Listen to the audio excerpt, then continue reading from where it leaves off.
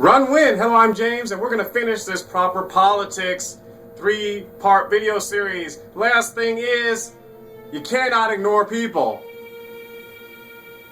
I'm serious. You can't ignore people. You can't get into it. Can't be an elected official, get into office, and decide, hey, I'm going to push my personal agenda, and I just really don't care what the people think because I want to do with this stuff. The people done said, we don't want it, and I'm going to decide that I'm going to do it anyway because I got something I want to push on my people. That is ignoring people. One, you can't ignore people when they say they don't want something.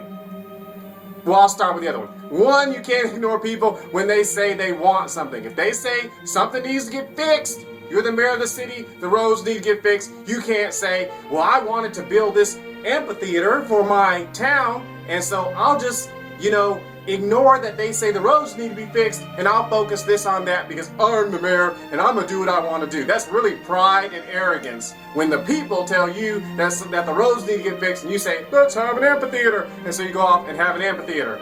That's wrong. You can't do that. When a need needs to be met, food, clothing, school system needs to be taken care of, something that is a real issue, you can't go around playing and doing whatever you want to do. Oh, well, I want to push what I want to do. We're going to have this amphitheater. I don't care what they do. So we'll just wait it out because I'm in charge and, stuff like this. And I know better. And that's pride and arrogance.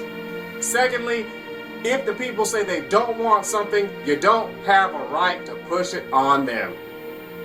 We've seen governments around the world topple because the people thought they wanted something and then they started getting what they didn't want. And when they started coming against those people, first of all, the people who were in charge did not realize that these people, they want to be free, they don't want to deal with this stuff, and so they decided that they were going to ignore the people and keep pushing their little agenda. I'm in charge now.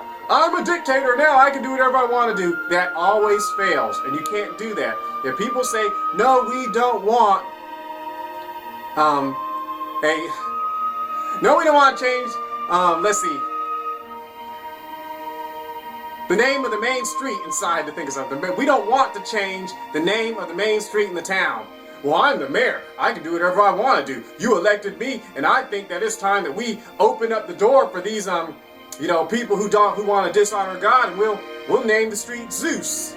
We'll just name the street that because I am a prideful, arrogant politician who believes he knows better, and I've always been, anti-God, so I'm gonna finally have a chance to push Zeus onto the people. So I'm just gonna write my little, the order, and from the mayor's office, bypass the council says no, the people say no. They spent 4 months saying, don't change the name of the street. We kind of enjoy Abraham Lincoln Street as the main street inside of our town. We think it's a nice name because of what Abraham Lincoln did. We don't want you to change it to Zeus. And so he's like, well, I'm just gonna do whatever I want to because I'm in charge. Ha ha ha. That's ignoring people. Now this works for parents too. When we're talking about politics and teachers. If a child has an issue, you can't ignore it. If they don't want to do something, you can't force them to do it. That is not appropriate. That doesn't even work in the Bible. You can't force somebody. If they say, we don't want that, one main reason you might want to consider is that it might not be time. I ain't talking about sin, immorality, witchcraft, junk like that. But if it's like something that God's genuinely placed in your heart that needs to be done, you need to pray and seek the Lord till they're ready to go with you. Because the children of Israel could not go into the promised land, I'm on a positive note now, because they had no faith that they could go. Caleb and Joshua did, but that whole congregation was like, we're not going to be able to make it, we're not going to be able to make it, we're not going to be able to make it. And guess what? They didn't make it. So God had to wait until there was a generation that would believe him and do what he said. Then they did it. So if God's given you a real dream, politician, then you need to pray, believe God, get revelation ask God for revelation for your people to be able to accept it. But if they don't accept it, you do not push it down their throat if God did not say make it. So you will stand before God, but listen, if they do not want it, you can't push it down their throat because first of all, you reap what you sow. And if you do something to somebody they don't want you to do, you will reap. Judges, same thing. You can't just, hey, I'm just a judge, I'm an anti-God judge, and we're gonna make the street name. We're gonna change the name. We're gonna name it after some communist leader because I just like that. I think, I've been rich my whole life, so I just think that communist idea works. It doesn't work because rich people, if you don't realize it, you're the first people to usually go in communism, okay? They'll take your land, you'll be the first to go. Musicians, artists, I don't know what some of them are